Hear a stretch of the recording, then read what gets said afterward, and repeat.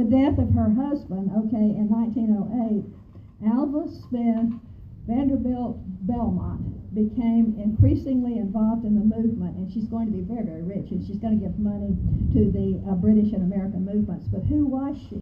Okay, all right, here she is. In 1853, all right, you have, again, Alva Smith, okay, who is, again, born in Mobile.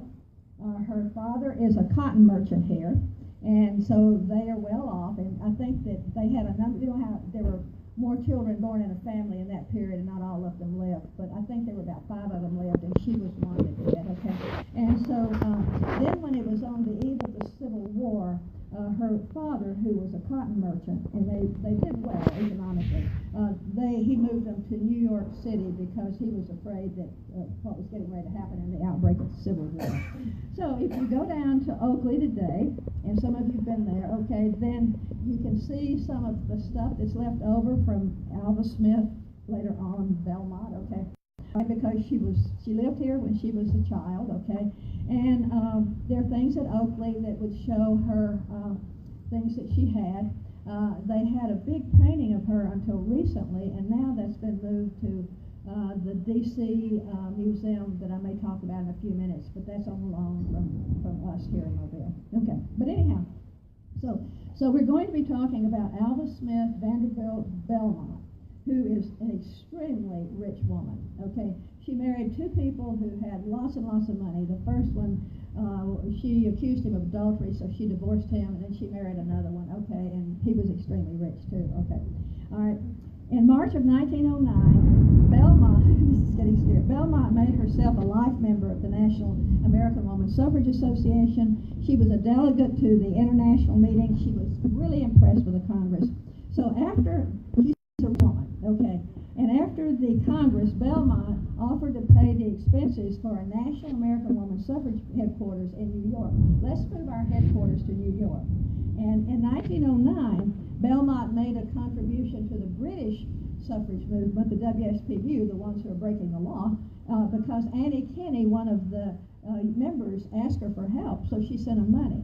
So here's where I'm going with Alva Belmont. During the next years, Belmont, who's an extremely rich woman, made the contributions to the WSPU, and her money affects the suffrage movement on both sides of the Atlantic. She gives lots and lots of money to the suffrage movement.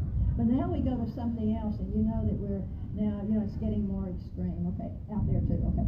But in July of 1909, you had an imprisoned WSPU member named Marion Wallace Dunlop. Not that you need to know her name, but she was an artist. She's in jail, and she goes on a hunger strike. And although she began her hunger strike on her own initiative, but no one told her to do it, other suffragettes started going on hunger strikes. So by the time you get to August of 1909, hunger striking became the normal practice of the WSPU. It wasn't required, but it was praised. And so your colleagues expect you to go on a hunger strike now if you're put in jail. And in September of 1909, the British government responded with this, which you can imagine. We can't let any of them die, and you all can guess what they're going to do. We can't let any of those suffragettes die, so we're going to have to forcibly feed them. So now they start forcibly feeding, and they're putting tubes down their throats and down their noses. Sometimes it goes out of the place it should be, and it bleeds, and you have all kinds of medical problems. All right? By 1909, American women were being arrested and imprisoned as they participated in WSPU activities. And now you're going to get to some names you really know, because probably the 2 best-known American participants in the British movement were Alice Paul and Lucy Burns, that many of you all know, okay? And both were active in the WSPU. They were American women.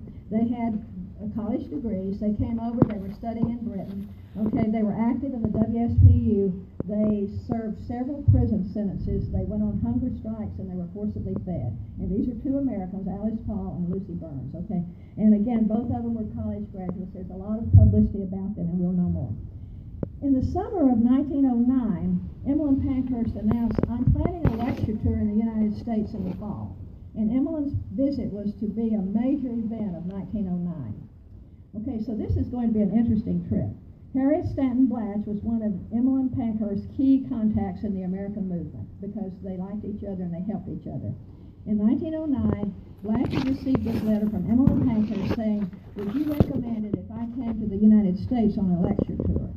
And in a letter to the Woman's Journal, Blash urged American suffragists to support this visit. And in the letters crossing the Atlantic, the visit was always mentioned. And the Woman's Journal welcomed Emmeline Pankhurst with open arms. And from the time of her proposed visit, the paper is full of biographical sketches of Emmeline Pankhurst, notes, editorials, articles, and the journal characterized Pankhurst as one of the most remarkable personalities of our time.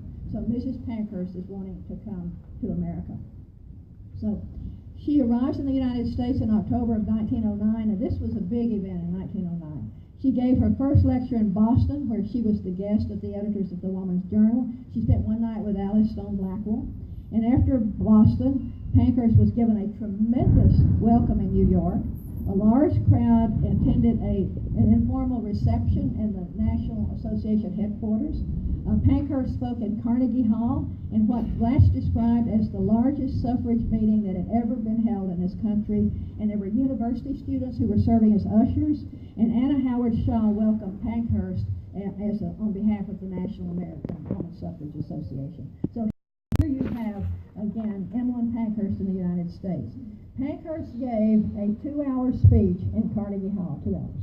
Okay, she's always acknowledged as one of the greatest speakers of our time, her time. She was very attractive. She was always stylishly dressed. She loved clothes. She always appeared ladylike. She had a great voice that she could project, and she was very effective at making the points that she made in her speeches. And she often emphasized the British and American connections when she's interacting with Americans. And so after the New York address, Pankhurst spoke in many American cities and on a number of college campuses.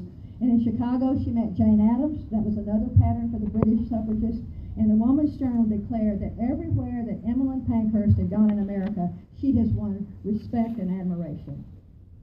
By the summer of 1910, Anna Howard Shaw participated enthusiastically in the National Union and WSPU demonstrations in London. And American women participated in the National Union demonstration on Trafalgar Square, where Fawcett described